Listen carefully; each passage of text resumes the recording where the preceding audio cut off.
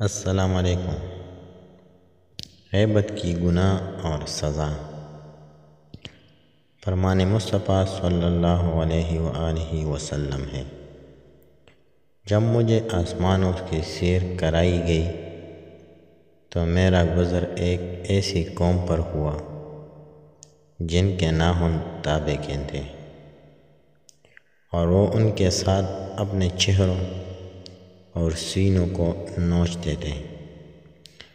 میں نے پوچھا، اے جبرائیل، یہ لوگ کون ہیں؟ عرض کی، یہ ایسے آدمی ہیں جو لوگوں کی غیبت کرتے اور ان کی بے عزتی کرتے تھے۔ کیا اب بھی ہم مسلمانوں کی غیبت اور بے عزتی کرنے سے باز نہیں آئیں گے؟